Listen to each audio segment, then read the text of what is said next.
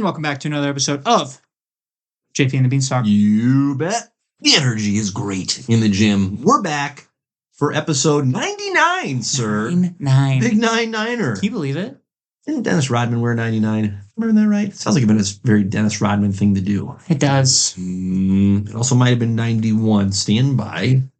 What number? I believe Jay Crowder wore 90. It was 91, that rascal. I think Jay Crowder wore 98. Sure.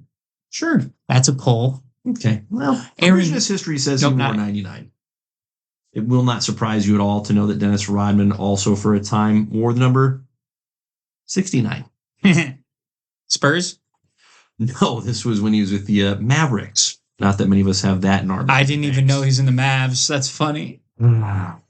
He probably wouldn't have been able to get away with 69 on the Spurs, to be honest with he you. wore number 10. The Yeah. safest of the first.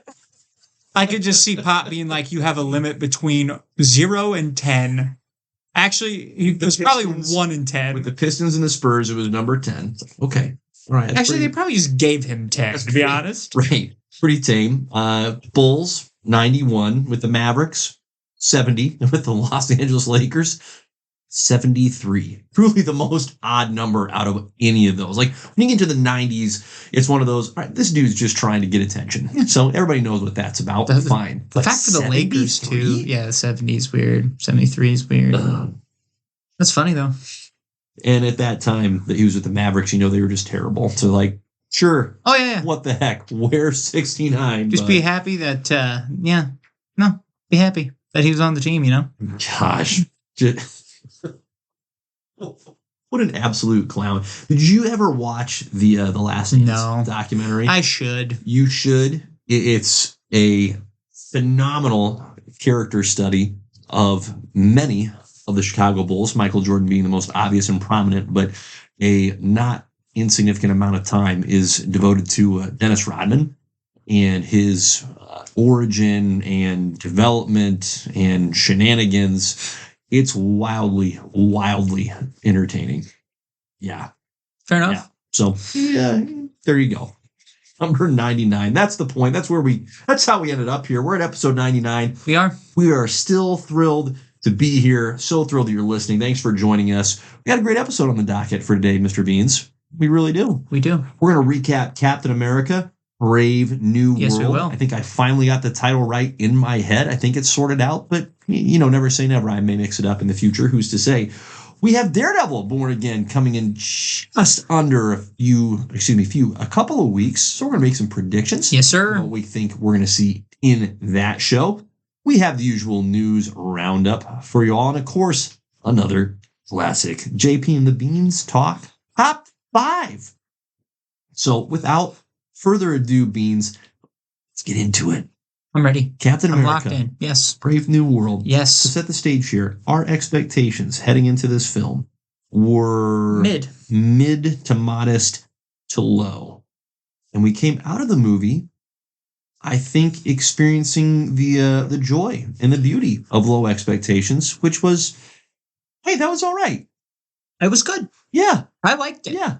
I did look at Rotten Tomatoes at the time. Ooh, Okay. interesting. Because By the way- an adventure when by the someone way- does. never look. Rotten Tomatoes is helpful in one department, and that is audience score. I don't give a rat's behind about the critic score. Critics suck. They have nothing better to do. The fact that they are living off of critic scores is insane to me.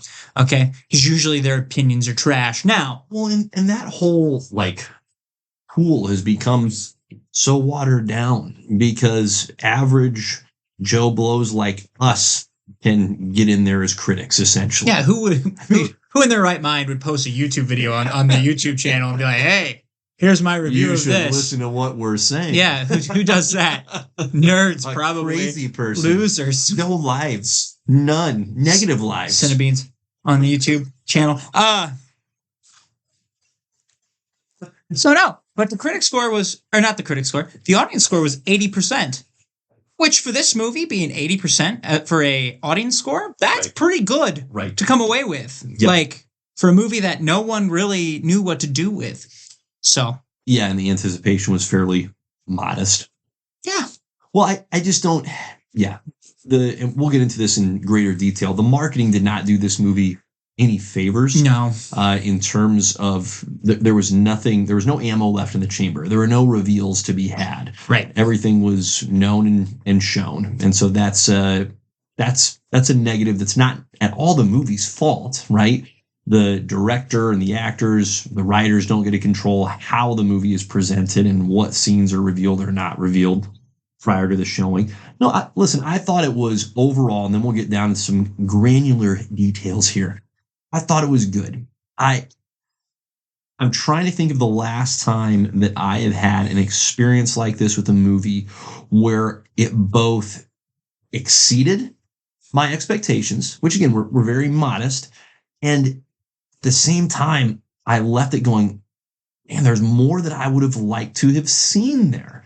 One thing that surprised me, it didn't feel as short as it was. I know it was only like a shade under 2 hours. Yeah. There are times where I've seen movies that have that brief of a runtime and it feels like it's in a hurry. This movie never to me felt like it was in a hurry. Like it felt, and this is totally anecdotal, but it felt far more confident in itself than I anticipated. With that brief of a runtime and with what we've been able to piece together and understand about the production history of this movie and the various iterations that it has had to go through, it was so much more cohesive than I anticipated. I really thought there were going to be a lot of, my worst fears was that it was going to be the first Suicide Squad movie, where it was just clearly, there were several instances when I was in the theater watching that movie that they went out of their way to get a scene in that movie that they had shown in a trailer,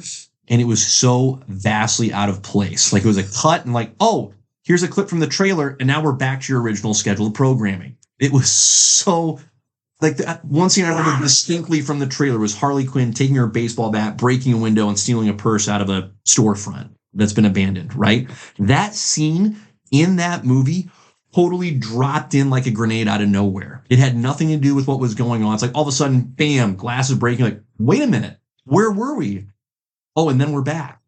And this movie, to its credit, did not, even though I think there were opportunities based on what we've gleaned from the interwebs, it never fell down into that particular ditch. So I think it was as good as it possibly could have been, given all the circumstances that it had working potentially against it. Agreed. What'd you think of, we get Sam Wilson for a full feature film as Captain America, played, of course, by the noble Anthony Mackie. What'd you think of Anthony's performance and Sam as Cap in general? I don't mind him as Cap. I don't think, and I have no problem with him being Captain America. Mm-hmm. I think he lost a good amount of his personality losing Bucky. I think Bucky being absent in this movie actually did hurt him more than helped him. And maybe that's a testament to how good Falcon and the Winter Soldier was. Or maybe that is a sad thing to note that, okay, maybe Anthony Mackie has to have somebody he can play with. And they tried it. They tried it with the new Falcon, right. Which I didn't have a problem with him either. I thought he was good. Yeah. I think he just needed a little bit more building from me. Right. I just wasn't completely sold on him yet. Yep. So that's where I think personally it lacked a little bit, is because we discussed this after the movie originally. Right. It felt like everybody was just very monotone in this movie. Even Joaquin being he's supposed to be the comic relief in a sense, or like the lighthearted part of the movie. Yeah. It still was very reserved in that front. Like it was not. There weren't a lot of distinct voices. No. As far as individual characters standing out, were there? Correct. And everybody was serious, right? Thunderbolt Ross, which has always been a serious character, so I don't have that makes Isaiah sense. Bradley, it's like, these are two dudes that they're going to be on the serious side, and they've been through things, so it makes sense. Having Falcon or having, he's Captain America. Having Sam step in and take on this role, and see him actually like enjoy being Captain America a little bit was nice and refreshing compared to where he started out when he was Falcon. Yeah. But I just needed a little bit more personality. Yeah. I wouldn't compare it to like Captain Marvel per se, where she was just arrogant in that first movie, but they did wonders for her in the Marvels, and they actually very differently fleshed her out. Yep. With Sam, it was just he was taking the role very, very seriously. Yeah. Again, he's Captain America. I get that, but you definitely need territory, doesn't it?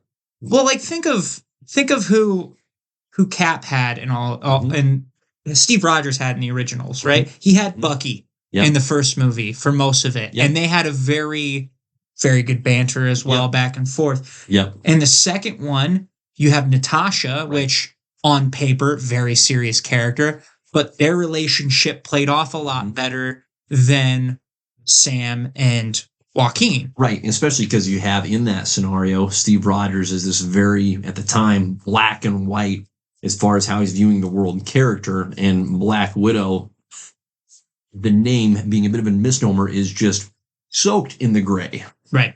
Yeah, soaked. And to your point, Sam Wilson's character gets introduced in that movie to great effect. And then you also think of, all the Avengers movies, what's the main relationship they look at? It's Iron Man and Cap, like back and forth, and they have a beautiful, like, yes, they're very different personality-wise, but it flows and meshes together really, really well. Yeah. So they were missing that piece, and I don't know who they should have gotten it from. Maybe you turn Joaquin up a little bit more as that more fun-loving, because and maybe that's part of it too. He just didn't get the screen time to do it, right?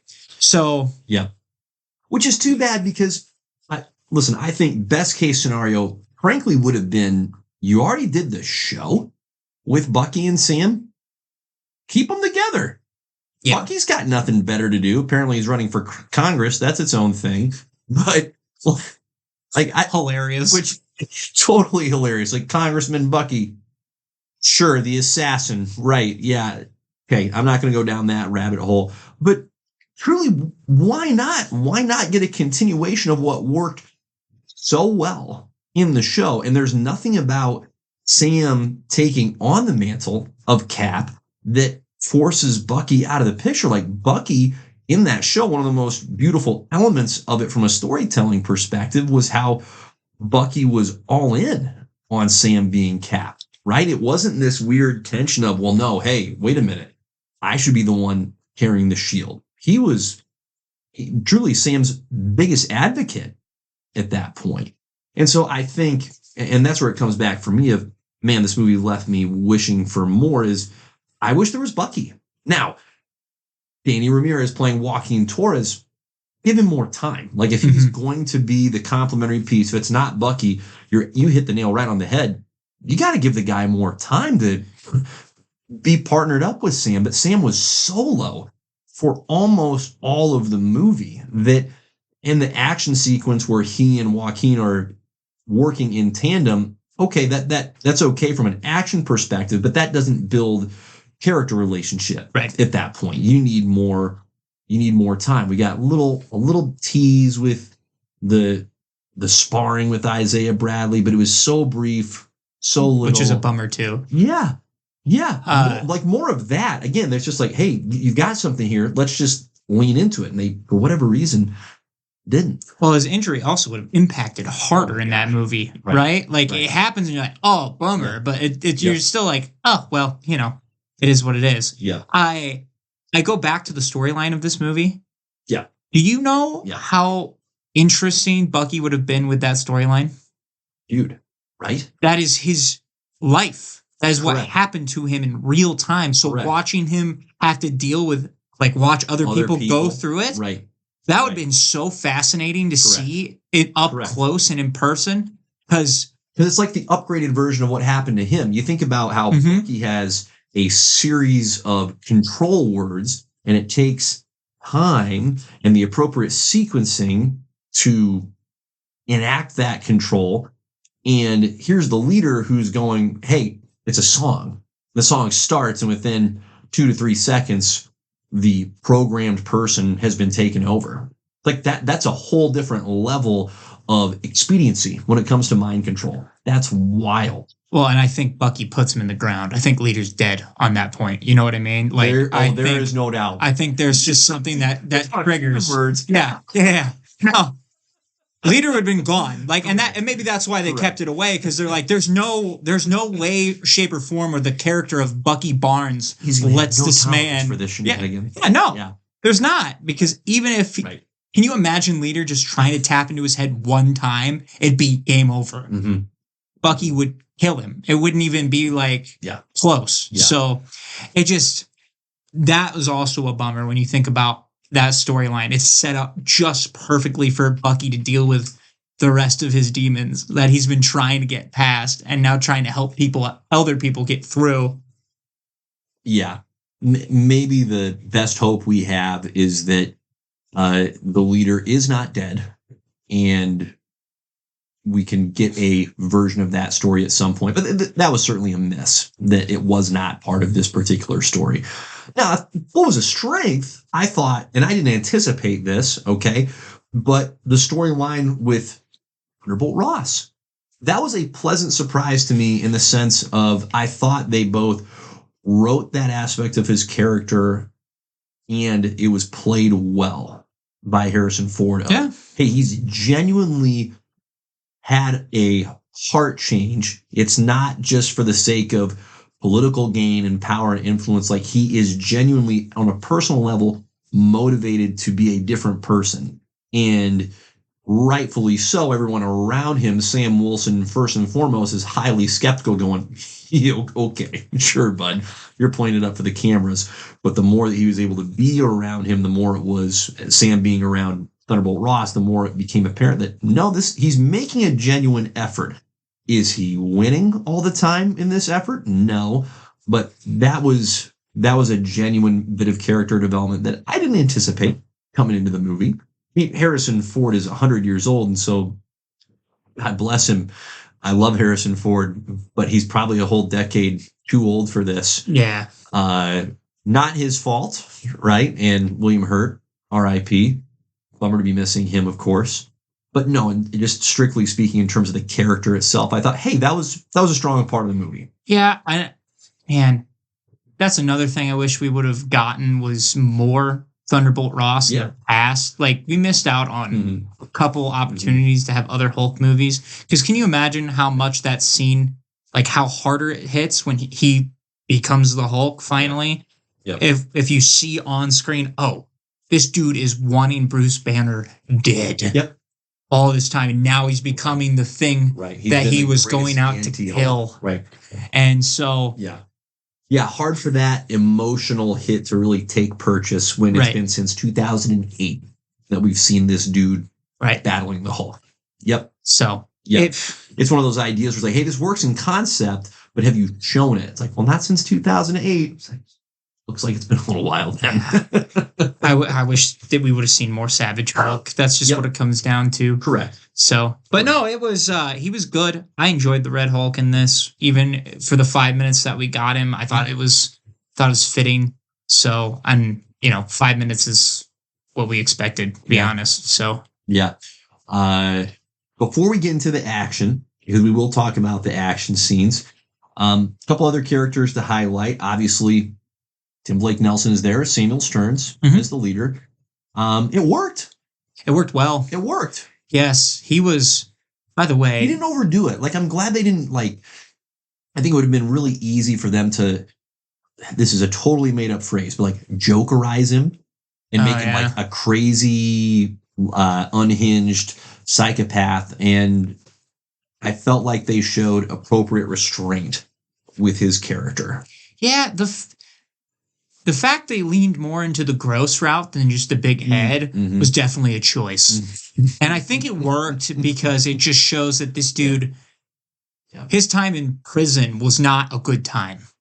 No. You know what I mean? Like, if you just have the big-headed guy, you're like, oh, he's just a weird guy. But to have it I honestly think they did the leader some credit here as a character, to be like, oh, he's a little bit more tactile, a little bit more vicious. Yeah.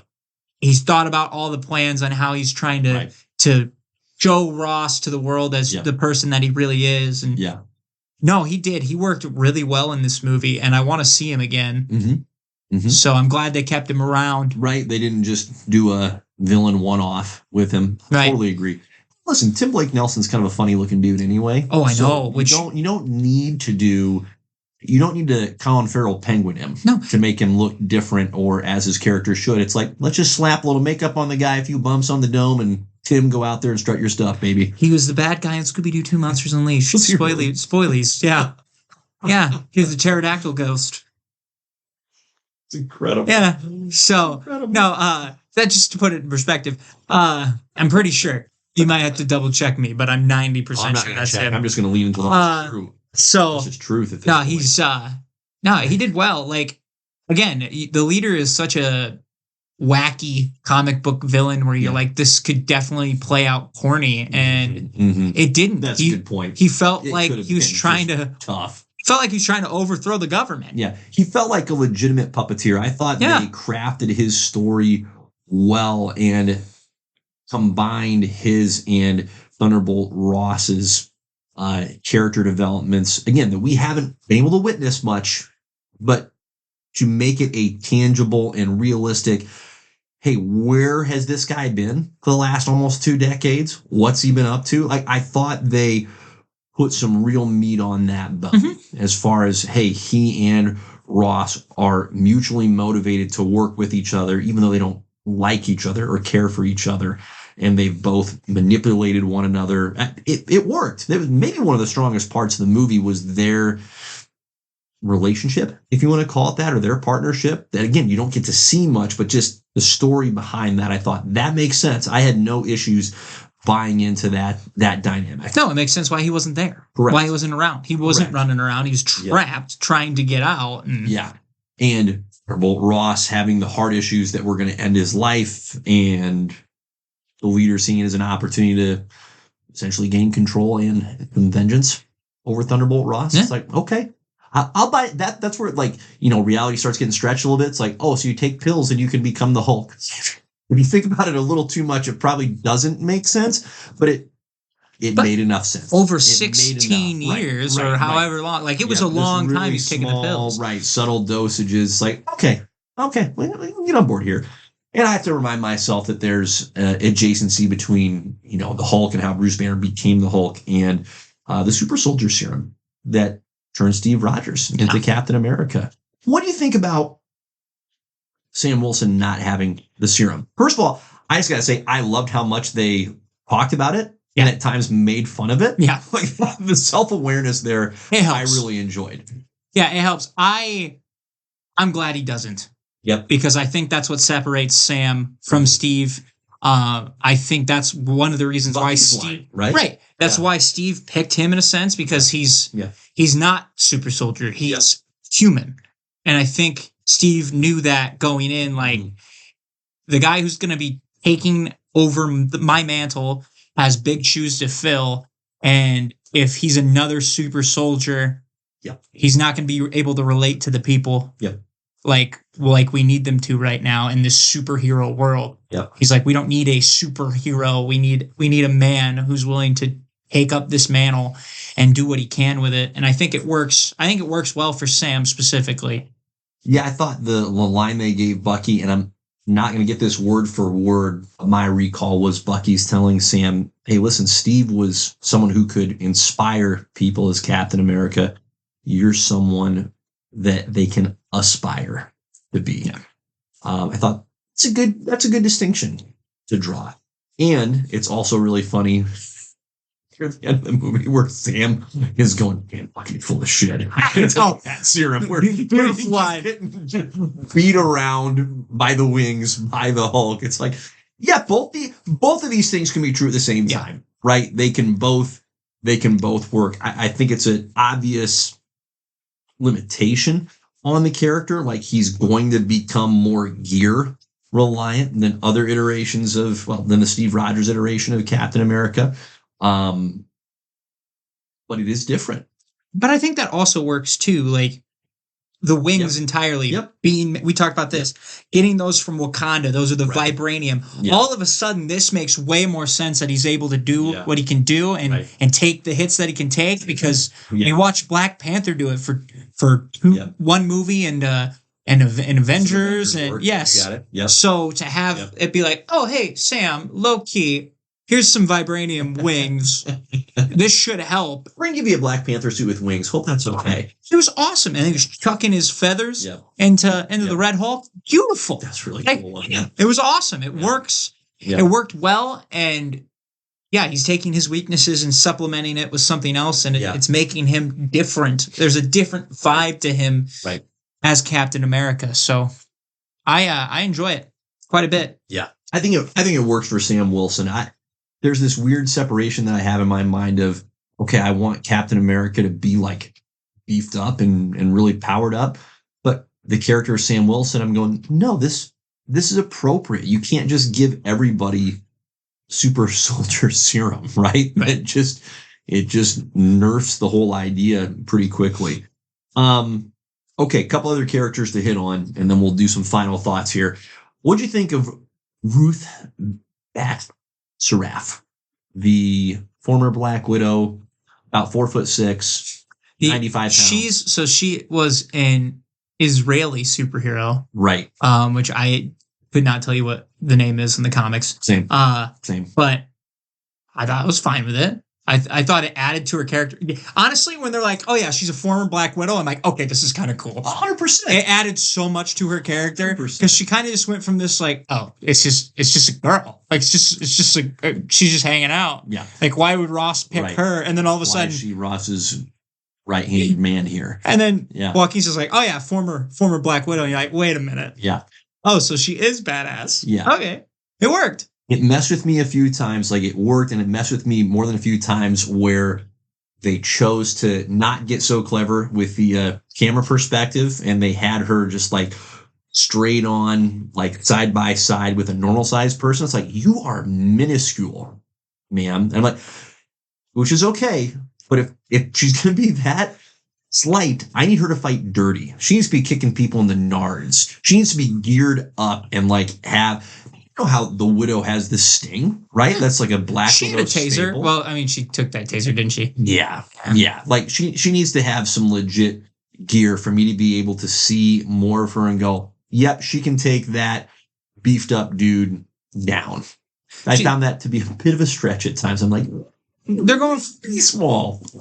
They're going more for like the spider on your back kind of vibe, which is great. She's got to be more vicious. Give her some sharp things.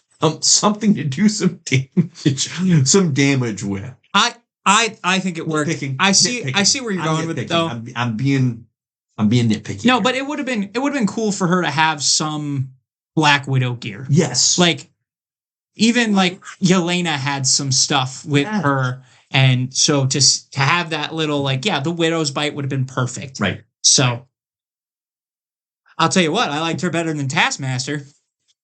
There is no doubt. 100%. I'll take her. Hearted slam. If we're gonna build off the Black Widow movie, that's a good way to build it. Just low key be like, former Black Widow. Yeah. Okay, I'm locked in now. This character's a lot better and a lot cooler. So indeed. Giancarlo Esposito as Sidewinder. What do we think of him? He's fine. I wanted more from the Serpent Society. Yep. If I'm being honest, they needed to keep. Their original plan was Seth Rollins. Okay, so I'm not even going to knock the fact that Seth got cut. I know they were also building up a female Serpent Society member that she was cut too completely from this movie, and it was just Juan Carlo. And don't get me wrong, Juan Carlo's brilliant actor. He's always phenomenal. But you need to. That would have been a perfect opportunity to world build the Serpent Society just a little bit. Give him 2 more people, maybe imply that there are others on his level. So you have 4 or 5 guys you can fall back on. Because I would love to see Juan Carlo versus Sam Wilson, Captain America in the next Cap movie. That would be brilliant. But he needs a little bit more oomph too to go up against Captain America and probably Joaquin. Yeah. So he did well in his scenes, but no question they did his character dirty with the lack of the lack of a supporting cast. Like, was he fine solo? Sure, but he's not going to be able to take Captain America down. Mano a mano, one-on-one. It's got to be the appeal to that kind of a character is, hey, he's got himself and 3 hombres with him, and it's a 4-on-1 fight. That's the kind of encounter it needs to be every single time, where the good guys outnumbered by the bad guys, and of course, because the bad guys are fighting dirty, because they're the bad guys. Well, it's not 1-on-1. No, and I think even to top that off, yes, give him a couple more people, but also, how much better would it be if in that next movie he's taking a variant of the Super Soldier Serum? You mentioned Gamma for this because of this movie. Yeah. I think Super Soldier Serum variation, maybe Snake Genetics is involved with it. Why not? Because get weird. Because why not? Because the freaking Serpent Society. The idea is that this version you'd allow limbs to get chopped off and they just grow back because reptiles are gross. So, you know what I mean? I do. Like, you need that there, because I as ridiculous as it is for snake men and women to be main villains, I want it, okay? I want it to be more of a struggle. Right? Yeah. Some fangs? Can we get fangs? Some form of constricting. You have lots of different options. There's snakes are creepy and gross and weird. So, actually, I don't have a problem with snakes, but you know what I'm saying. Like, I wanted more of it. Why are you called the Serpent Society? Yeah. We don't know. No. And it was just ill-fitting at that point. There was 2, and, well, there was more than 2, but 2 that mattered, and the one that mattered got his arm broke immediately. Yeah. Yeah.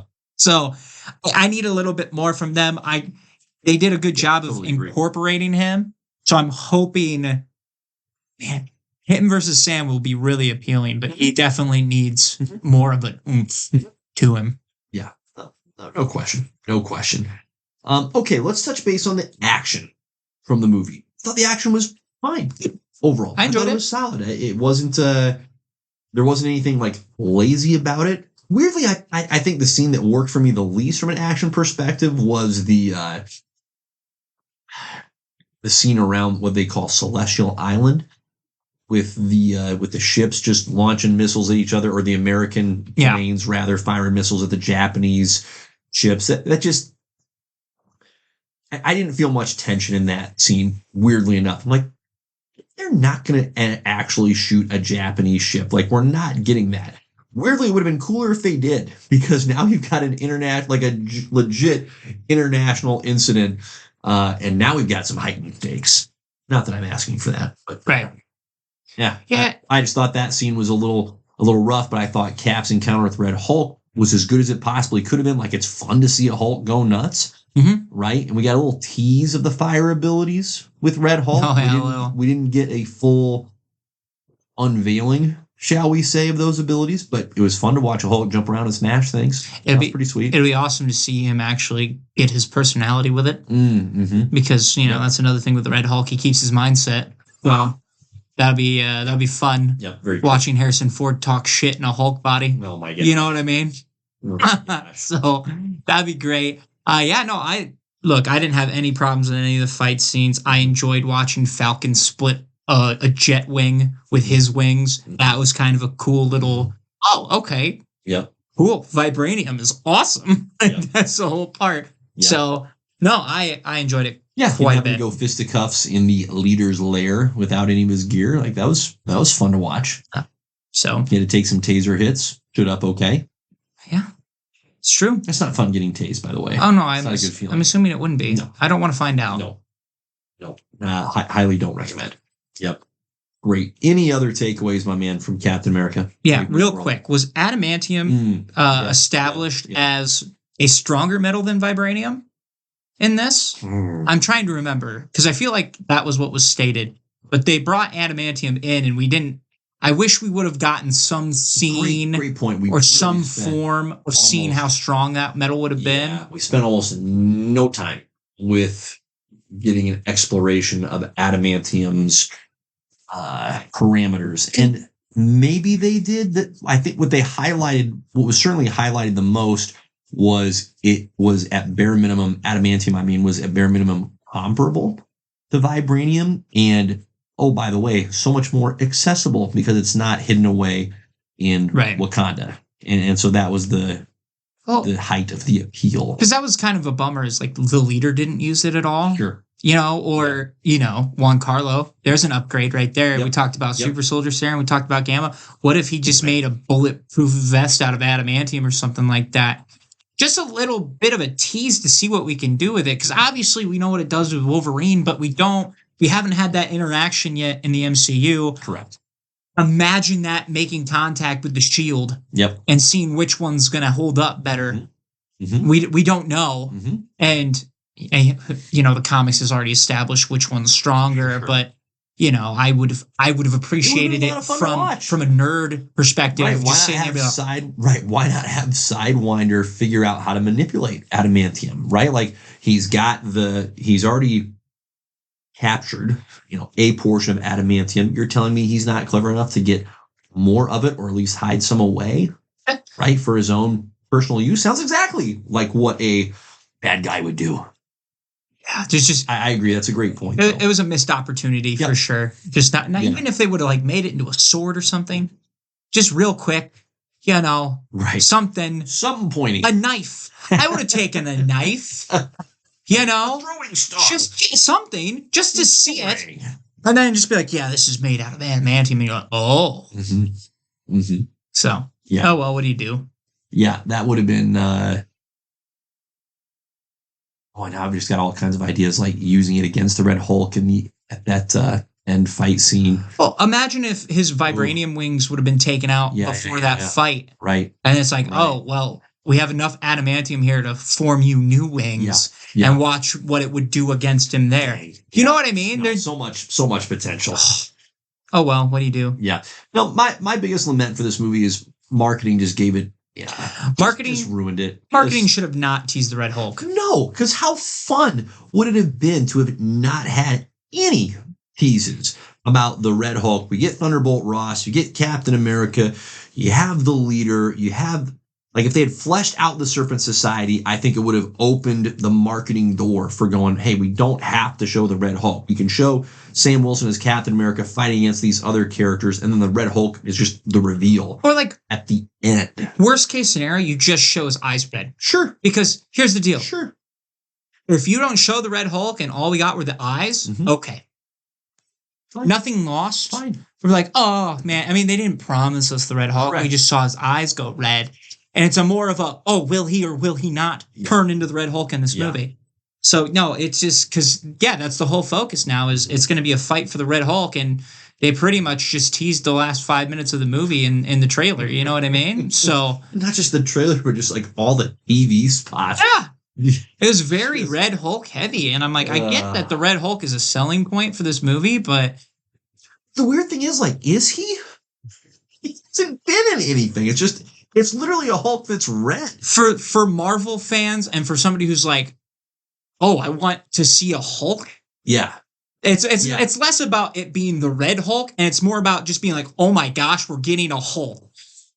Yeah. That's where I'm at with it. Yeah. Because I feel like the common person that just is not like keeping up with everything comics, they're just going to see a Hulk and it'd be like, oh, he's red. Interesting. They're not going to be picking up like, this is Thunderbolt Ross. No, I he's heating up. I get what you're saying. I just don't know if they go, oh, interesting, and then they go see the movie, or if they go, what?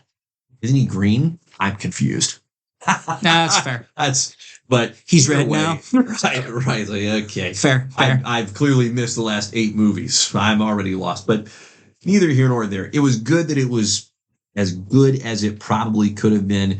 Is there a path where we could say, man, I wish there would have been more there? Sure. But you know what? Sometimes both these things can be true at the same time. So in a vacuum, good movie. I would watch it again. It really, it did. I would say it did hit the Winter Soldier vibes that it said. Sure. It felt like I was watching a old school war movie. Sure. For sure. Like, especially with some of the leaders, solo scenes while he's walking through, very, very war vibe. Yeah. So for me, the best things that it did was it didn't kill off any primary characters. So that was good.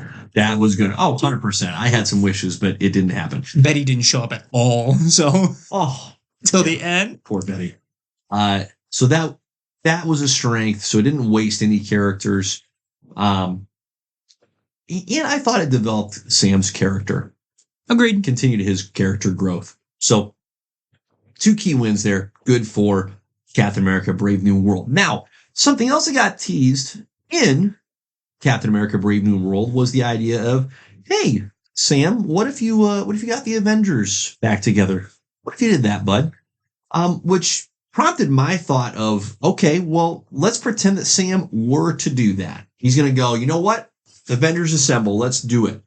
I thought it'd be fun to run through the Avengers that are still out there, as far as we know, but to also ask, where are they? And are they even an option? Are they even an option? Are they even accessible at this point? Okay, so by way of recap, and feel free to flesh out any blanks that I leave here. 4, Off-World, doing the dad thing, could be a little bit tougher, although his daughter is certainly powerful enough to tango with some baddies. Yeah, but it's just a weird. If Thor comes in, it's a weird vibe. He's not as available. Not as available, not as accessible. Maybe more of a weekend hang than a Monday through Friday availability there on Thor's part. Hulk. This just makes me sad. I don't even want to think about that. I know. It just makes me sad. Family Barbecue? Was that last? I don't know. I didn't watch the She-Hulk show. But I know he showed up for that. He was off on an island doing something Hulk related. So he's definitely in the picture. He's involved. He feels more like supporting cast at this point, though, than a primary asset. Yeah, right? no, he's guy in the chair instead of big green freaking monster. He's not a brawler anymore, which is insane. Do you think the leader could God, I hope so. Right? Just get some rage inserted back in there. You don't even have to finish it. Take the Bruce out of the Hulk and just go, I'm sorry, no, these things are not going to be together. Personality split again. Right. Oh. Right. Dude, that's a way to soft reboot it. Just a little bit. Just be like a soft reset. Yeah, get a little leader in there. Truly, it would be a lot of fun if the leader just encounters him and goes, oh, this is terrible. I can't use this. Right? This is awful. I hate this. This is going to be worse for me to have you just be this large, angry beast. But I don't care. I can't deal with this version of you. You just imagine you just be this makes me hate things. You suck. Exactly. Split. Exactly. Oh, okay. Well, that was worth the journey. No, I think if they do that, it would be way more clever. He's trying to mess around in the head, and then this personality split back up, or the whole personality comes back. The leader is our friend here. Give us more. Give leader, me the please. Gray Hulk. Maybe comes out of it. Oh, okay. There's options. There's options. Yep. Yeah, Hulk just seems kind of. I don't care. He needs some help right now. I would rather Thunderbolt over the Gray Hulk, and that's a shame. Yeah. Right. Yeah, because that's not where Red Hulk is supposed to be. No. Not with the Avengers. No. Doctor Strange. Off-world, hanging out with Clea somewhere with a third eye. Off dimension. Off dimension. Sure. Off-world is a little too small, isn't it? We don't know where the guy is. Okay, so we're kind of over 3 at this point. Sam's roster choices are thinning out real quick. It's like a fantasy baseball or football. So we have 1 of 3 because the Hulk is available. He's just not good. He sucks. He's a bench warmer. Like I said, 0 for 3. Sure. Fair. Scarlet Witch, dead. Presumed dead. Yeah. Presumed dead. She'll probably come back. She's 100% coming back at some dead. point. Currently unavailable. But also, for a PR move for the Avengers, is she a good PR move? Perhaps not. Great point. Yep. We're going to avoid that one anyway. Daredevil. Don't care. No. I could see that being hey, this is now the right time. There's a genuine power void now. You know what I mean? Her and Sam will be fighting over who's in charge the whole time. Maybe she's Sam's Iron Man. That's what I mean. I think they could be fairly complementary towards one each other. Damn, you might have talked me into one each other. Wow, you're towards close. Each other. You're close. Yeah. What? I don't even remember what happened to her at the end of that movie. She became a likable character. Well, that part, but yeah, that's it. Where position wise is she on Earth? She's on Earth. Kamala Khan is on Earth, and I'm forgetting the name. Spectrum. Of, thank you. Spectrum is in a different universe. dimension. Yep. Okay. Yep. So available. All right, there we go. Captain Marvel. Okay, I'll take that one. Welcome to the squad. So 1 for 4. Ant-Man and the Wasp. Who doesn't want Paul Rudd around? Well, yeah, those are auto bids, especially 100%. because Sam and his background together. Right. That has to be there. Right. So definitely 100%. Yeah. And, oh man, Mm-hmm. the last time we saw him, he was walking to Baskin Robbins, right? Yeah. Or something like that. Yeah, having some Kang PTSD. Yeah. Yeah. He's like, oh, what if that's not the only one? And then it's like, well, turns out it was the only one. Sure. Swoop. So, let's see. Hawkeye hanging out with the fam on the farm. I was about to say, He's just retired. He could show up. He's retired. You could pull him in a advisory role. I just don't think he's in the field for you. I think right? It's just dependent on what's going on. But yeah, it's kind of a bummer they made him a family man. They leaned pretty hard into that, didn't they? And then his wife's Mockingbird too. You know, I miss Hawkeye as Ronin. That was a lot of fun. That freaking samurai sword. Dude, come on. If anything, that needs to be a miniseries. There you go. That needs to be a miniseries. Point. Ronin. Mm-hmm. Give us that little there, right? Oh. You imagine that little storyline? Oh, yes. That's what the Hawkeye show should have been. Anywho. Yep. Shang-Chi. Shang-Chi. I would love to have Shang-Chi involved. Yeah, he's working with Wong, right? Uh-huh. So he's there. I think he's on the table. Yep. I think he's in there. Anybody from the Thunderbolts, like Bucky, Lana. I can see these two not touching. Like, I can see Bucky just having his team of Thunderbolts. They do the nitty-gritty that the Avengers can't do. The bloody, somebody needs to be dead, but it needs to be covert. Yep. That's where the Thunderbolts come in. Sure.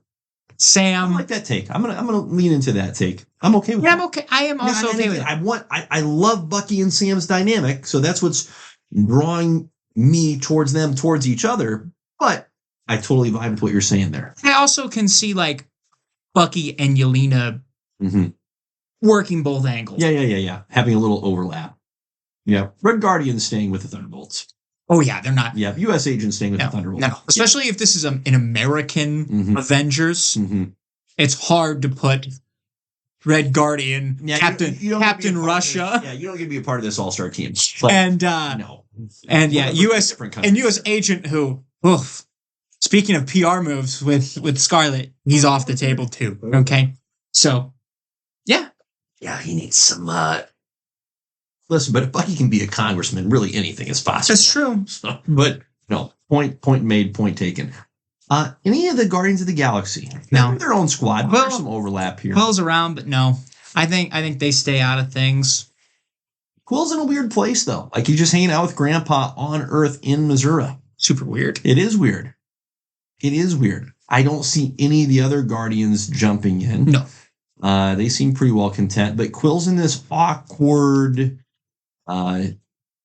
almost purgatory of self-inflicted purgatory.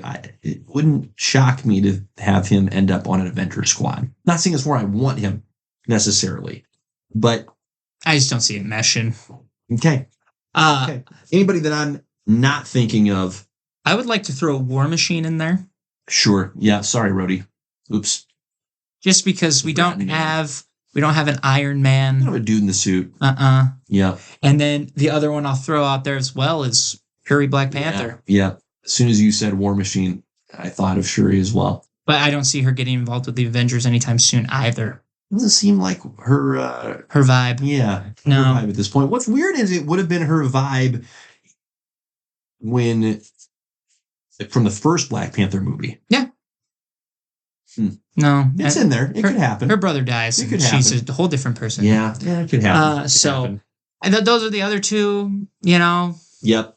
Spider-Man, nobody knows who he is. Spider-Man, I don't want anywhere near the Avengers. No.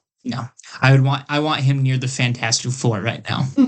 So I don't. Okay. I like the idea of us getting classic comic book accurate Spider-Man. It's like, hey, I don't want anything to do with the Avengers anymore. I did that. It wasn't what I thought it was going to be. I lost my mentor and I lost my aunt and all this other stuff. All the friends. Yes. The lady. So I'm just kind of done with it. Boy, it just makes me sad thinking about it. So, yeah, I think he's in this mindset where he just doesn't want to worry about the Avengers stuff anymore. Spider-Man is one of those characters that I would say has never been made better by being part of the Avengers. And I love that. Yeah. I think he's great, best even on his own. Yeah. And, having him pop in here and there as 100%. as an assist. Yeah. That's where he's good at. He's good at and that's why I'd like to see him with the Fantastic Four. Yep. I think he needs more of rather a team vibe. I think he needs a family vibe because he's lost his family. Yeah. So he needs a new one to get adopted into. No, I think he's a much better fit with the Fantastic Four as well. No question. No question. Okay, well, there's a team that Sam could work with there. And listen, this is obviously not how it's going to play out, not how it's going to happen. At least we don't think it is. But, dude, I miss Avengers movies. Oh, Vision, too. Oh, my gosh. He's running around as the White Vision. There. Yeah.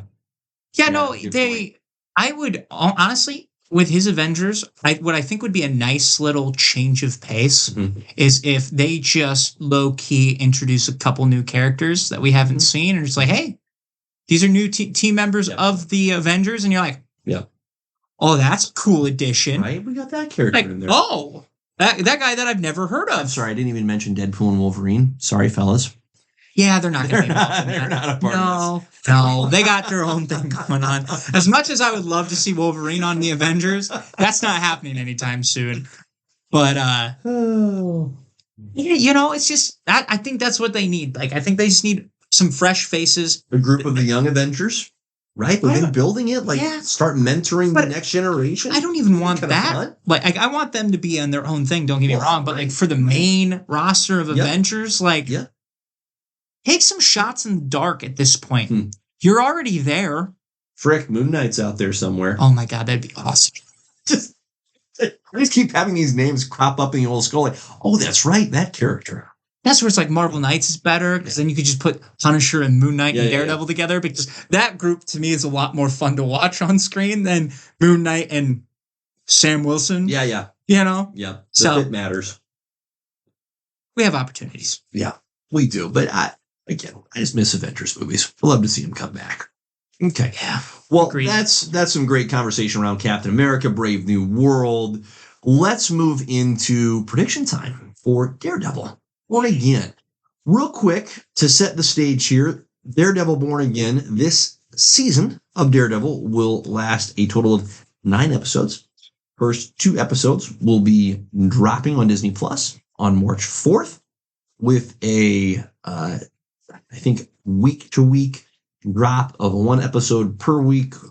But I say that, and then there's going to be a random, episodes 5 and 6 materialize at the same time, somewhere in there, and probably the final 2 episodes as well. So really, it's a rhythm it's just jazz. It's not really a rhythm. But point is, we're getting 9 episodes of Daredevil content, folks. That's exciting. We're so back. Here's the question. How many bodies are going to fall? A lot. Oh, boy. A lot of people are going to die. Yeah. I think we lose some of those minor superhero, supervillain-esque level people. Okay. I'd love to hear who you think. Well, what they show the White Tiger? Yep. I could see him dying. I just got to, because I feel like part of this story is Wilson Fisk getting rid of the vigilantes because they have been not living up to the hype of Daredevil. Sure. And so somebody dies that shouldn't have died. And then they're like, okay, we need to be done. Yep, we need to get rid of these vigilantes. So I could see that being a thing. Them. I think personally, to establish Muse as the guy, the villain, he's got to take somebody out. That's of significant purpose. Okay. So for me... Sure, can't just be your run-of-the-mill serial killer. He's got to take somebody down. Yes, because I think you have to... Daredevil or Kingpin have to go to the brink.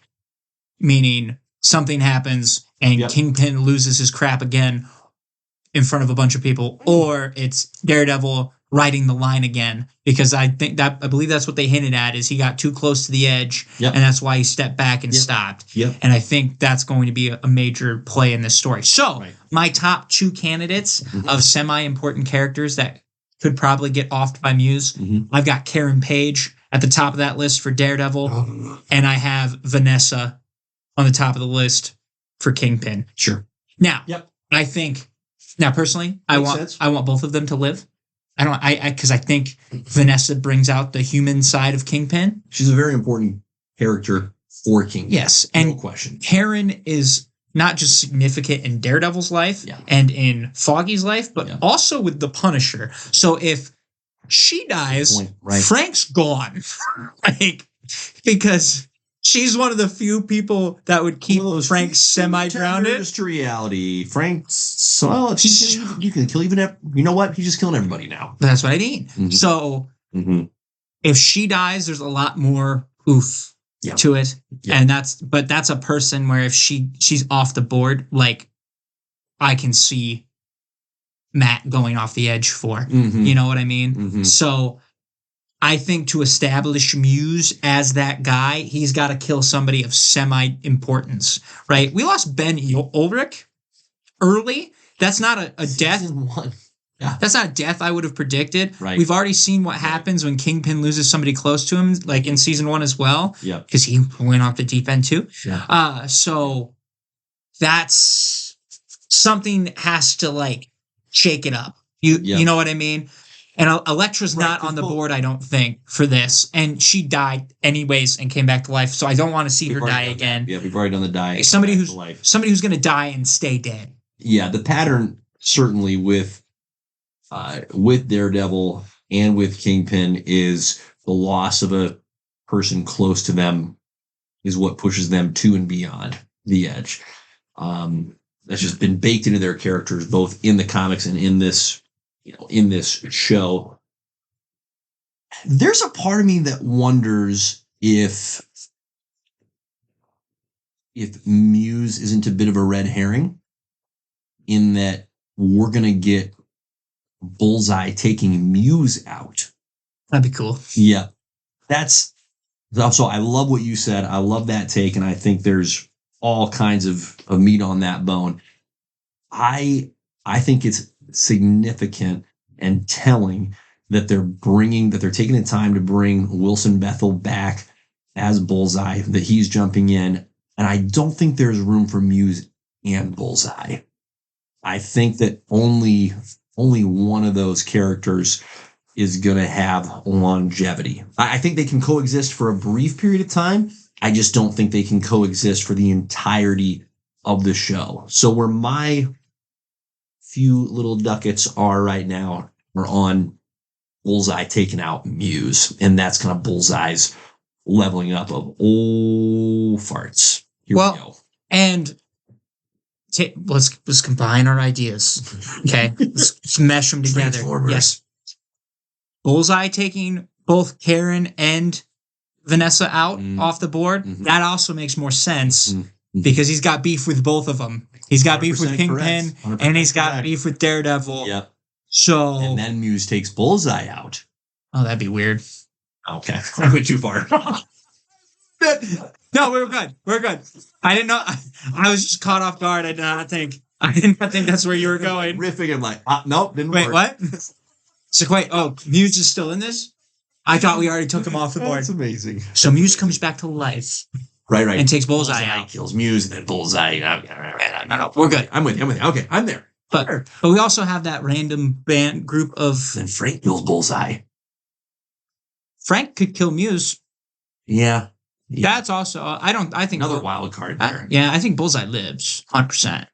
I don't think he dies. Too. No, I don't. He's too cool. They did such a good job with him. Mm-hmm. So... Mm-hmm. Oh, I hope the suit's sick. Mm-hmm. I hope it's comic accurate, and I hope it's sick. And it's not a dumb scar on his face. That's what I'm hoping it's not. That was not subtle. No. Oh, I wonder who the bad guy is. Maybe it's the guy with a giant dartboard on his forehead. Because lots of people walk around with those. It was a tough look. Having a bandana on all the time, probably you'd have to. Yeah. Not super great. Yikes. I like those predictions. I like those. I'd say they're solid. Yeah. Otherwise, the other person that close to Matt that could die would be his mom, but I don't even know if she's in this movie or in this show. Right. I worry about Foggy a little bit. I don't. Weirdly, I'm more worried about Foggy than Karen, because they went down the, hey, we're going to kill Karen path in season 3, and then they didn't. It was a little bit of a psych out. Oh, actually, Karen is alive. So now, I say that, no, I'm not going to be shocked if Karen ends up dying. Foggy somehow seems more expendable to me. Really? At this point. Truly. I think Karen has become, as you stated, a more intricate member of Daredevil and the Punisher's character arc. I think Foggy is a little bit on the periphery here. Like, he's exposed. So, there you go. Maybe he loses a fingy or something. Oh, they blind him too. Can you imagine 2 blind lawyers? Wow.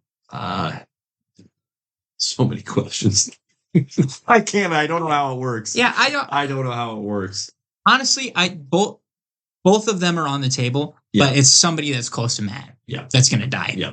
100%. It's gotta be one of the 2. Yeah. I think. And I don't want it to be, again, I cannot stress enough. I hope they both live and call it good. Right.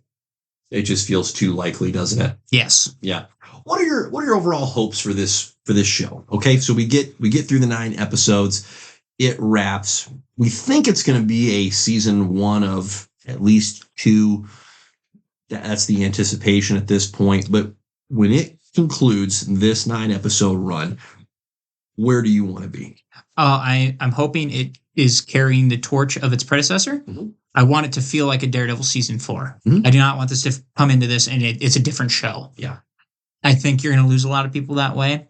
I think if anything... I think that's where it was headed. Yes. Based on what we've been able to understand about its production history. And right. I think there was a necessary pivot to, no, we have something that works. Let's get to what works. Yeah. So I'm hoping they kind of world build the streets of New York in a sense, flesh that out. I would love a Spider-Man nod because Daredevil and Spider-Man together in a movie is just too good. Yep. That's essentially what I want. I want Daredevil.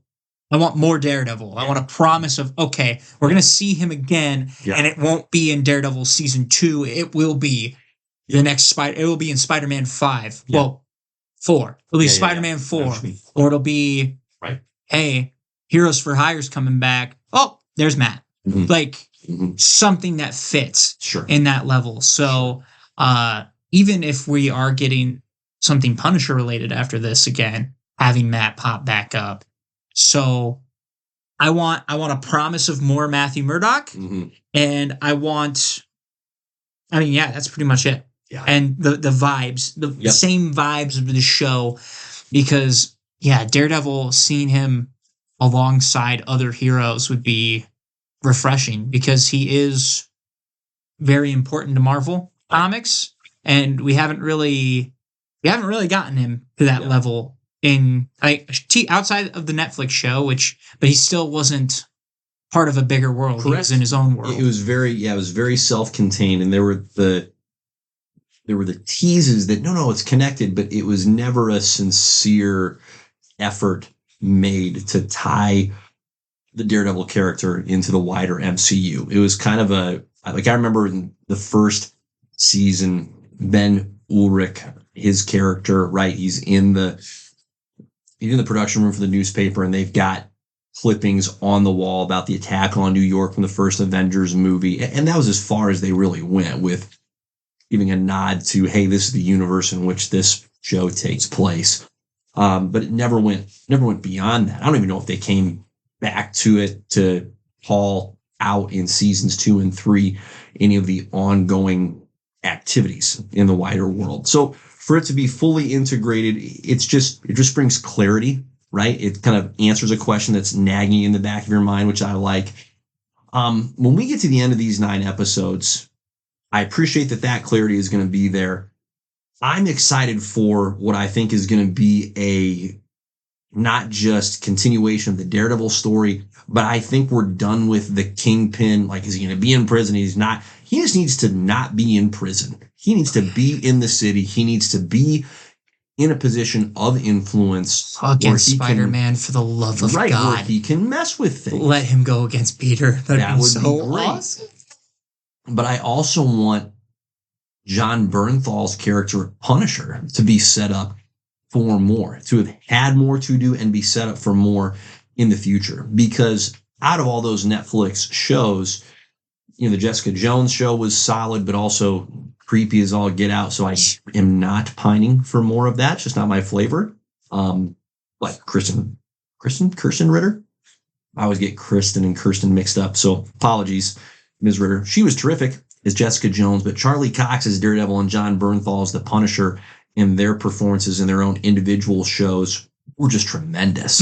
Just Agreed. Tremendous. And so we don't need to be in a hurry to tie these characters off. Like, let's get multiple seasons of each of these characters, whether it be in their own series, overlapping as we're going to get some here. That's fantastic. But I'm very much looking forward to that. And I hope that we don't turn through the adversaries too quickly.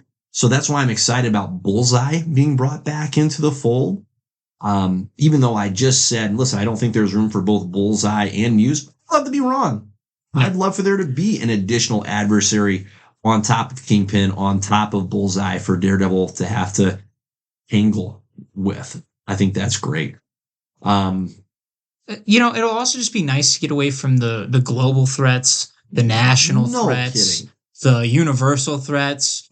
Just to have a city threat. Right. Just a character-driven threat. Well, hey, this character is in peril. Thanos came down. Yeah, he died. The guy would die. But I don't need That's that. Such a good point. That's such a good point. We have had such an oversaturation of that scale of a conflict. It's like, good grief. It just, at this point, it doesn't feel real. Right? Like the threat has never actually come through.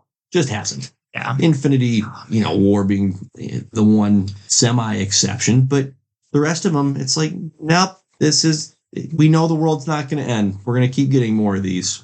So characters, though, can be eliminated and stories can keep going. And so that's where that conflict breeds some genuine tension. Yeah, and the other thing too, to build off the character, and the world building.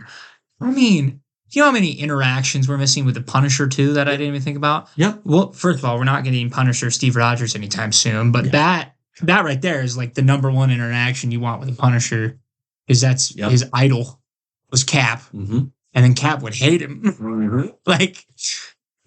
from Civil War is a prime example. But no question, I just Man, you want to see them interact with the rest of the world instead of just the small little bubble that they're in. Yeah. What I'm really encouraged by, and I think we're going to get this at the end of these 9 episodes, is that we're getting character-driven content, right? And so I'm excited for that. I don't think we're going to have a hasty or random disposal of characters. I think it's going to be just a phenomenal and enjoyable exploration and growth for multiple characters that we have already enjoyed spending some time with. And listen, kudos to Vincent D'Onofrio in particular for staying engaged with this character. I feel like he's got the toughest task just from a physicality perspective, and to have been willing to play the character in Hawkeye and in Echo, big hat tip to that fella. That's pretty impressive. Like, John Bernthal can just roll in and be John Bernthal. True. You know what I mean? It's like, hey, John, can we roll some cameras? You want to play with some guns? Throw on this vest, the big skull on it? No problem. His training videos are crazy. I don't know if you've ever watched him with the gun training. Now I need to. Oh, look that up. It's crazy. Yeah, I'll check that out. So very excited. And what's really fun, Riles, is that by the time we come back to episode number 100, we're going to have enjoyed a couple Daredevil Born Again episodes. That's exciting stuff. All right. We've just had such fun today. Before we get into the top 5, real quick news roundup, okay? On the Daredevil front, Marvel did announce that a Punisher special is in the works featuring John Bernthal. Now, their previous specials was it Werewolf at Night? Yeah, Werewolf by Night was Werewolf one. by Night, and then the Guardians of the Galaxy holiday special. Yeah. So we're looking at a 45-ish minute special. But the fact that they're putting something together with John Bernthal and Punisher is just encouraging for the future of that character. So something to look forward to. The win is still to be determined, but it is, quote, in the works, unquote. So that's fun to look forward to. Andor Season 2 dropped its first trailer. And listen, I really enjoyed Andor Season 1. Took a little bit to get into, but once you get into it, it was terrific. I don't know what the flip they're doing with this trailer, because it is not at all. You couldn't, I could have made this in the sense of, hey, someone who hasn't seen the first season putting a random soundtrack with random, like, humble brag quotes in this show is awesome. Truly. It's everybody loved it. It was like a self-hype video. Now, it doesn't make me not excited for Andor Season 2, not in the least, but it felt just very out of character. So for those of you that have watched Andor, enjoy the trailer and enjoy, I say it with tongue in cheek, because what a weird journey that minute and a half was. I haven't even watched it. That song choice was weird. It was that was off left field. It was a choice, but there you go. It's out there on the YouTubes for your viewing enjoyment. DC, that's right, they're still out there. DC work is coming, yo. They made a production announcement that their intent from a scheduling perspective and production perspective is to distribute 2 live-action feature films per year and 1 animated feature film per year. But that's not all. They're also efforting the production of 2 live-action TV shows and 1 animated show via Max per year. So for those of you doing the math at home, that's 2, 4, 5, 6 DC products. 2 animated shows. So it's 2 7, animated shows a year. Check my math, please. That's 7. Yes. 7 per year. So that is an ambitious bit of feasting that they're setting up for us. I don't think there's any chance they actually pull that off. Not at this juncture. Not yet. Where they're trying to world build. They can build years from now. Yeah. Okay. I could see that. And the reason I don't think they're going to get to it is I don't think there is any need for them to be in that kind of a hurry. No. It's like, should you try and get out a couple of feature films per year? Great. But then all these additional bits and pieces, that's hard. Mm-hmm. Like those TV shows take, frankly, more time in a lot of ways than the feature films. But yeah, if they can pull it off and it's quality content, am I complaining? Not in the least. I just color me skeptical at this stage. Middle. There you go. All right, that concludes our news roundup. It is time for another classic JP and the Beans 5.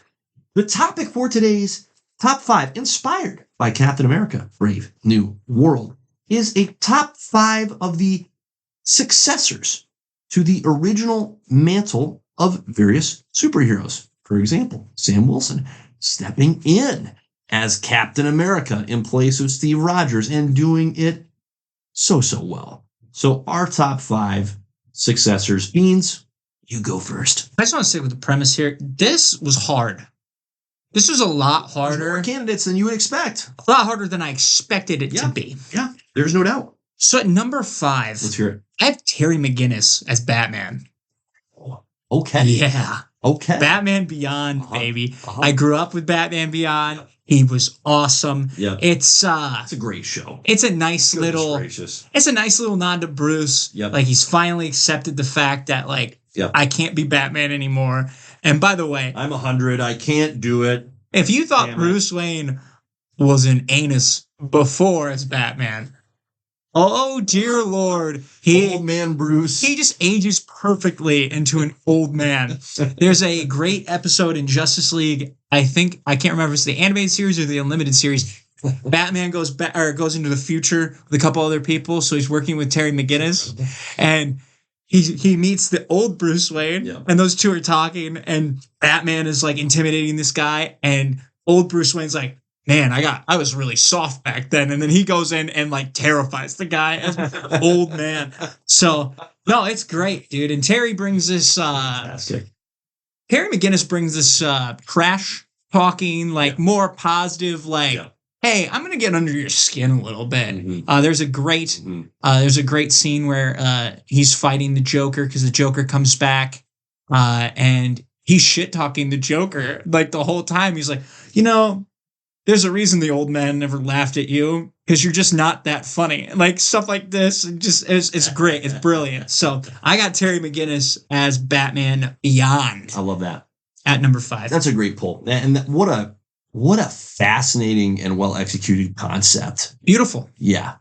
It's wild to me that it hasn't even been efforted as a live action feature film yet. It's stupid. No, it is. Like it feels like an alley-oop. Michael Keaton is sitting right there, and I will go out on another limb here. Mark Hamill as an old Joker would be phenomenal. And both those guys would be down for that action. Mark Hamill might be a harder pull just because... It's got nothing to do. Yeah, but he also said, he's like, my Batman died. So I can't... I'm done playing the Joker. Okay. So I respect it. But, and so maybe that's where we get... just add another 0 to his check, and I think he'll... or we get Willem Dafoe. Buy some flowers and come do the thing. I'd be okay with old Willem Dafoe in there. Yikes. I mean, yikes in a good way. There's options. Just yikes. Okay, there's options, is my point. Yeah. But it seems like it's a layup. Oh, I mean, and it would be like a fresh take on Batman. It'd be a nice little breath of no, truly though, breath of fresh air. Right. If you're going to do these, if DC is really going to try and do this, hey, here's our primary universe, but also we're doing these Elseworlds projects. Hello. Boy, is this an easy one. Well, it's just the easiest, actually. It's an instant hit. Yeah. It's a home run. Like, why not make it a live action show? You don't have to do the live action feature film if you don't want. Make it a live action show. Oh, it'd be great. Mm-hmm. So that's my number 5. We could really have the top 5 right there. I know. That should just be number freaking 1. All right. Could be. Yeah. My number 5 is Jon Stewart as Green Lantern of Sector 2814. After Hal Jordan's untimely demise when he was consumed by Parallax and blew up. Tough to come back from that. Although Hal did, because comics. John was such a strong alternative to Hal because he had his own firm personality, but rather than being so braggadocious and reckless like Hal, he's very measured, very detail oriented. One of my favorite panels in comics is actually after Hal comes back. I want to say it's the Hal Jordan Rebirth storyline, but Hal is describing how different each of his fellow Green Lanterns utilize their rings. So there's Kyle Rayner, there's Guy Gardner, and Kyle's got this artist background. And so he just has that artistic flair to what he's doing. Guy Gardner is just a lunatic. And so you don't know what's going to happen with Guy's ring. Lots of baseball bats. Lots of baseball bats and clubs. But then Jon Stewart has just the most granular level of detail to all of his constructs that he makes with his ring. That's just unparalleled from every other Green Lantern that Hal Jordan has ever interacted with. That's just such a fun little nugget of a detail. Yeah, he's got the soldier in him, He does.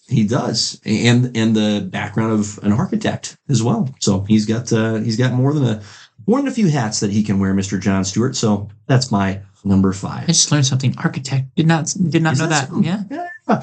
My number 4 is Miles Morales as Spider-Man. Now, Miles gets introduced in the Ultimate Universe and eventually gets folded into Earth 616. This for me is heavily based on the 2 animated films that we've had in the last several years. That's been such a delight. And for most of my lifetime, okay, and I'm getting old, for most of my friggin' lifetime, I didn't care for these successors to the mantle. I'm like, give me the OG, and that's it. Miles, among others, has opened this old codger's heart to how fun the successors or the different versions of these characters can be. He is an absolute gem. Total, almost completely different power set, similar but not the same backstory, and just Peter Parker's always been a youthful character, and yet he's also been around for decades. That I feel like Miles injected some really necessary youthfulness into the Spider-Man just character as a whole. So Miles Morales, my number 4. My number 4 is Flash Thompson's Venom. Wow. Agent Venom. What a fresh take on the Venom character, okay? Yep. It's out of left field. You're so used to him being monstrous, right? It's Eddie Brock, who's huge. We had Matt Gargan, a.k.a. Scorpion, has Venom for a little while. And beefcake. And he was beefquake. And he was even more vicious than Eddie. He definitely leaned way more on the villain side than Eddie did. Right. And to have Flash not only be able to redeem the suit, but redeem himself. Yep. You know, he's soldier, lost both his legs. Like, to see him kind of become a hero in his own right, I thought it was brilliant.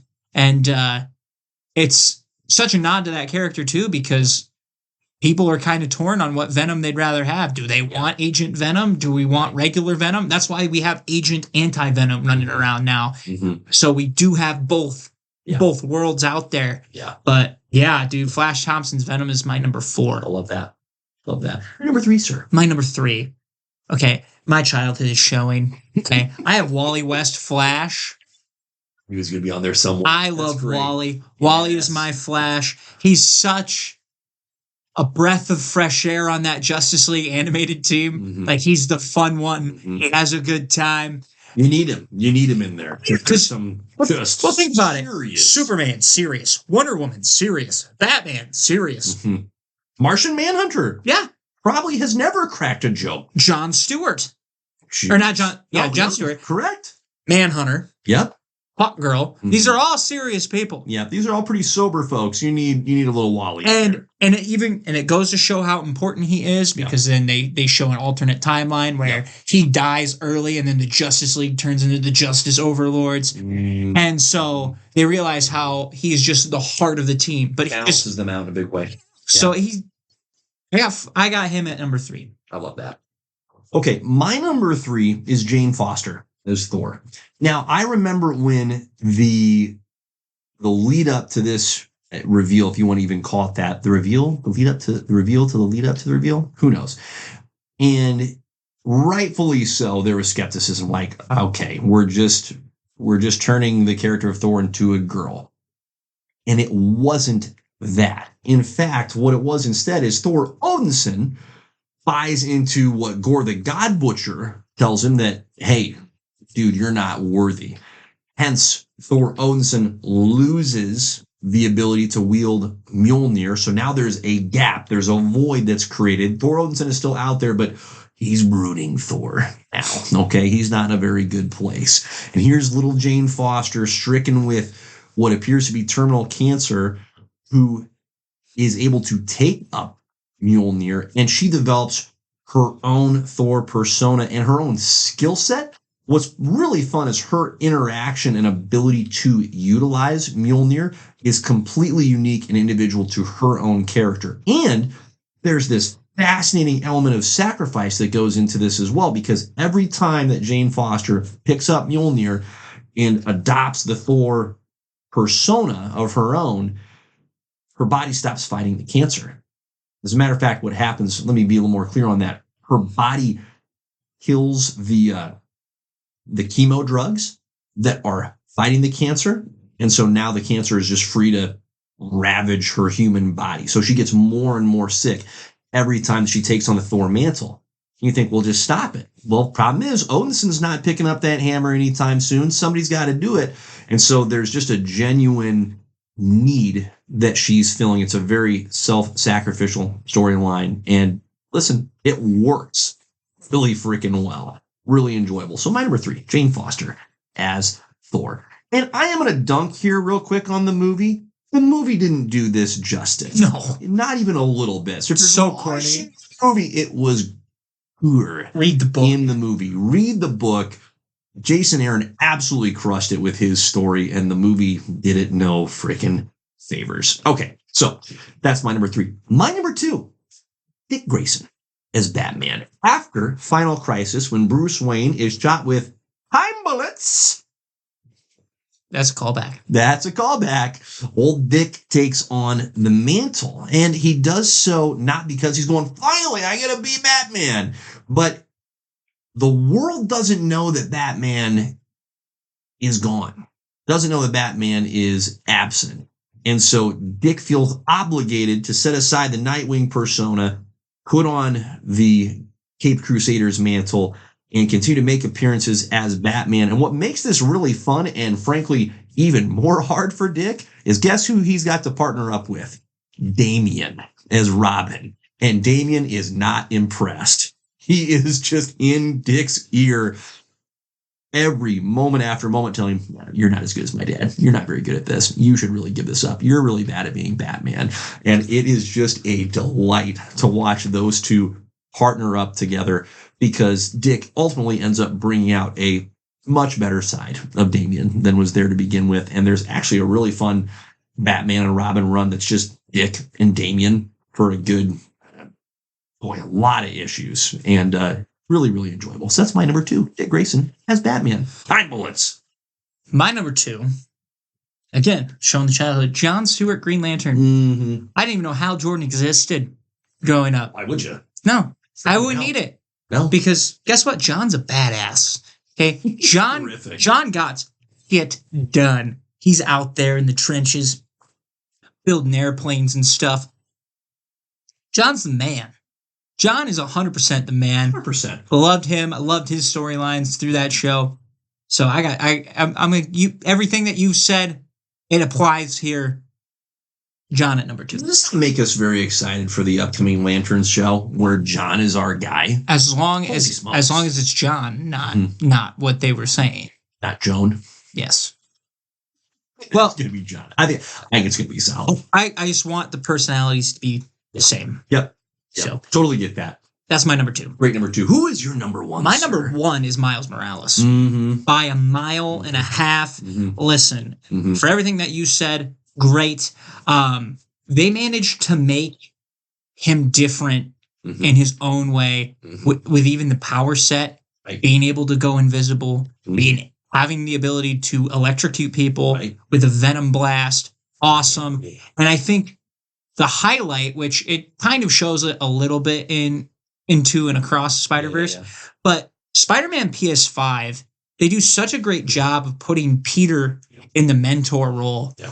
And I think that gets lost with Peter. Like, Peter is a great mentor figure. Yep. Great, like, hey, this is, like, he's a teacher in a sense deep down as well. So to have him not just have the whole weight on his shoulders, but to also be responsible for another version of him. Yeah. And in Spider-Man PS5, it actually goes to show how important Miles is in Peter's life as it is the other way around. Right. Miles is the reason the Venom suit does not consume Peter as a whole. Yeah. Like, he's the one who saved him from that. Yep. And where in the comics, you have Peter fighting it off himself. Like, somebody else has to be looking out for Peter. Yeah. And they mesh so well together. They're so fun to see together, banter back and forth. It's a great combination. Like, it's so complimentary. It works, and it shouldn't, but it does. And he didn't need to be like Scarlet Spider or we could keep going down the different versions of spiders options, right? Yeah. And as cool as it would be for him to have his own name, like him being Spider-Man as well is just the level of respect that Peter has for Miles as well. Right. Like, there's room for 2 of us. Yep. So Miles, you could also make the argument right now is probably more appealing character right now than Peter, because they put Peter through the shitter all the time. And Miles, he's dealing with that kind of stuff too, but he just embodies the hope that Spider-Man has always represented. And I think it's just become harder as the years have passed for Peter Parker to be able to embody that with as much crap as he's gone through. And it's a totally organic path. Like, the character of Peter Parker has been around for decades. It's like, that you can't keep that fresh in the true meaning of the word. And Miles has been such a complimentary refreshment to that character without, and this is what's fascinating, so beautiful about it, without entirely displacing Peter Parker. It's like, no, these 2 characters coexist so well together. Yeah. It's great. That's my number 1. Very good number 1, sir. My number 1 is Bucky Barnes as Captain America. After Civil War, when Steve Rogers is shot with, checks notes, time bullets. A lot of time bullets here, guys. There's a freaking theme. Damn you, comics. Time bullets. Get out of here with this crap. But nonetheless, it does happen. Steve Rogers is shot with time bullets. He's no longer Captain America. And Bucky reluctantly takes on the mantle of Captain America. Speaking of unworthy, feeling deeply unworthy to embody the persona that Steve was able to portray so well for years. Bucky knows his past, knows how corrupted he has been, and just doesn't feel like he's up to snuff. And so there's this beautiful redemption arc of Bucky just as a person. And Sam Wilson comes into play. Natasha Romanoff is in play and part of that process. And watching Bucky embody the persona of such a pure character, even though he knows he's deeply flawed, is one of my favorite comic book runs of all time. So Bucky Barnes, my number one. There you go. Riles. That's it. I think that's it. Game Number over. 99. Number 99. To a glorious conclusion. I don't know what we're doing for 100, so I can't promise anybody anything cool. Centennial. We're gonna do something cool. Probably, maybe. After you get some of those big white beards, American top hats. Yeah. I don't want to build it and then it just be another episode. You know how funny that would be? Be like, oh, it's gonna be huge. And let's do a top 100. Oh, jeez. You realize, as funny as that is, that's the whole podcast. I know. That'd be absolutely ridiculous. Oh God. That we're not promising that. We're not promising a top 100. Mm-hmm. I don't think I physically could do it. No, not possible. Nobody wants to see that. They won't do that to you. No. Or do they want to see it? No, they don't want to see it. Maybe they do. No, Thanks for listening, you guys. What a delight it is to have you partner up with us. We're here. This has been great. And a honey. Yep. One honey. We've done it. We've really done it. On that note, Godspeed. Peace.